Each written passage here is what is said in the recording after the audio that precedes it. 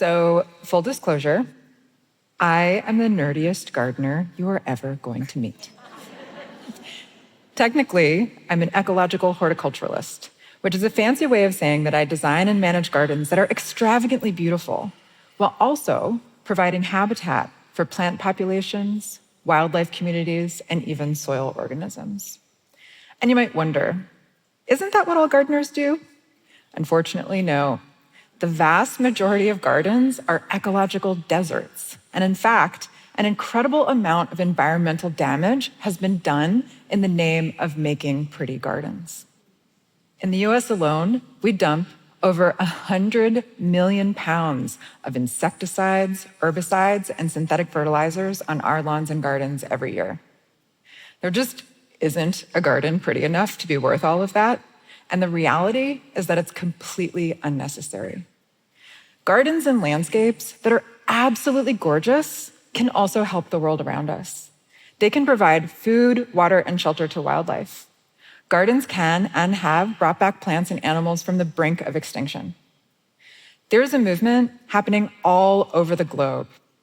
Gardeners, garden designers, landscape architects, even entire cities are finding ways to beautify our environment while making space for the animals we share this land with.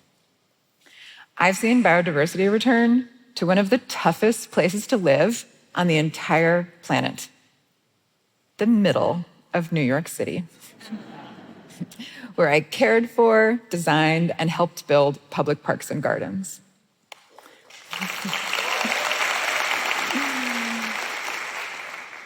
At Brooklyn Bridge Park, where I was director of horticulture, we took these massive, derelict shipping piers out over the water between Brooklyn and Manhattan and turned them into an 85-acre post-industrial public park.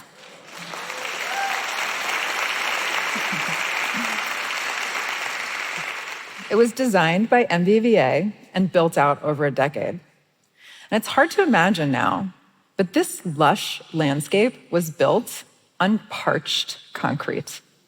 This is about as appealing to wildlife as a parking lot. And yet, just a few years after construction, we welcomed migratory birds, rare insects, and clouds of butterflies, all among millions and millions of park visitors. When people go to Brooklyn Bridge Park, they're usually there to play basketball or have a picnic. They have no idea that they're walking through a monarch habitat or a firefly sanctuary. It just reads as a beautiful park with lots of butterflies and magical evenings. And if we can do that in the middle of New York City, amidst all that traffic and concrete, you can do it anywhere. Indeed, we must incorporate habitat everywhere, immediately, especially in our cities. We are facing a biodiversity crisis of catastrophic proportions. We're changing the planet so quickly that plants and animals cannot keep up. You may have heard of the insect apocalypse, and unfortunately, it is just as terrifying as it sounds. We have lost nearly half of insects on planet Earth just since I was a little kid. Now, you might not like bugs, but they are still keeping you alive. 1 in every 3 bites of food that you eat is the direct result of insect pollination. And this isn't just a problem for humanity. Where we have the data, we've lost a quarter of our birds. In North America, it's 29%. Most of these birds feed their babies exclusively on insects. So it's not just climate change that we need to solve right now. There is some existential multitasking required of us. Thank goodness that there are solutions, and many of them literally involve planting flowers. So let's talk about gardening for biodiversity. Because while you might not be a gardener, I am still going to ask you to get your hands dirty. All it takes is a pot on your stoop to have a positive effect. The first thing we should all be doing are planting plants that are from the places where we're gardening. We call them native plants, and they're important because they evolved alongside of the wildlife there. Plants and animals often form relationships and even dependencies on each other. For example, The eastern red columbine is arguably the most cheerful of our spring wildflowers. But of course, they're not blooming for us. Their red flower heralds the return of the ruby-throated hummingbird, the East Coast's only hummingbird. After these tiny birds have flown thousands of miles on their migration from Central America to the Northeast, they rely on the sugary nectar of the columbine to refuel, and they have reason to believe that this flower will be waiting for them when they do. The columbine stores their nectar at the end of long spurs, where only the long tongues of the hummingbird can reach it. As the bird drinks the nectar, they pollinate the flower. Both organisms are benefiting here, and in fact, the ruby-throated hummingbird is the eastern red columbine's pollinator partner. The bird and the flower could not be more charming, but it's the dynamics between the two where the real magic resides. Let me explain.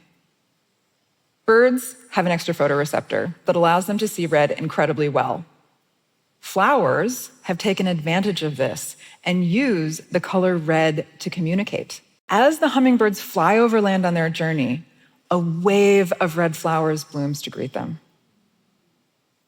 This beautiful dance of symbiosis is happening all around us, among plants and animals that have evolved together for thousands, if not millions of years. In return for planting native plants, we get a front row seat to the wonders of the natural world. It's hard work, but it's the best kind because at the end of our efforts, not only do we get biodiversity, but we get butterflies. When butterflies visit flowers, they're there for a quick drink of nectar. But if we want to support their full life cycle, we need to provide them with food when they are very hungry caterpillars. Caterpillars eat leaves, but they can't just eat any leaf. They need the leaves they have evolved to digest. Monarchs and milkweed are the most famous duo, but every butterfly and moth has a plant or even a few that they lay their eggs on. These are their host plants. At Brooklyn Bridge Park, a while ago, I saw American lady butterflies visiting our flowers. So I looked up their host plants and found that their favorite was a tiny white flower called Pearly Everlasting. So I ordered a few, hoping that the butterflies would eventually find them. However, when I opened the box, it was like butterflies just materialized out of thin air and went straight for the Pearly Everlasting. We had to brush the butterflies off the plants just to get them in the ground. Now, I know that it might be a shock for some of you to hear that people like me want insects eating our garden plants, but even bugs we refer to as pests can be important for biodiversity. Long ago, at Brooklyn Bridge Park, our catalpa trees got covered in aphids. They're a common garden pest that suck the sugary liquid out of leaves. People encouraged me to spray them with pesticides, but I didn't. And the following year, we found the two-spotted lady beetle on our catalpas. This was the first sighting of this ladybug in New York City in 30 years.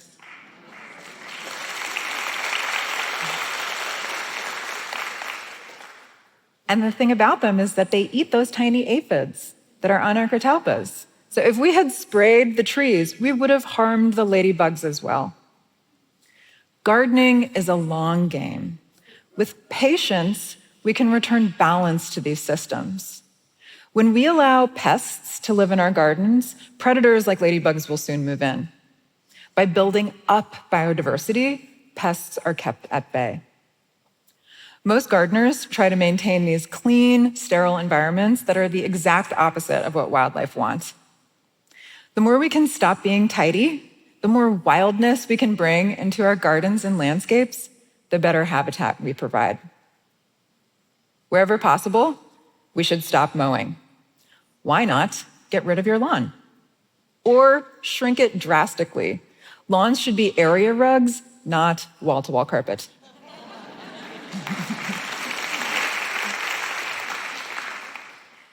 Leaves that fall to the ground should be left there. They're literally called leaves. We should leave them. Bumblebees nest in those leaves, birds will forage in them, and butterflies overwinter in them as well. Seed heads can be sculptural while feeding the birds, and old flower stems can be tucked away to allow tiny bees to nest in them. All of these practices create new looks for our gardens, but part of this work is changing our ideas of beauty. Traditional gardens were often about displaying control over nature. But we no longer wear powdered wigs and hoop skirts. We don't need to be authoritarian in our garden design. And it's not all or nothing. There's almost always space on our land where we can go a little wild.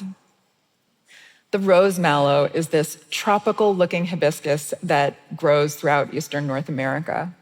The stems are often cut down by gardeners in spring.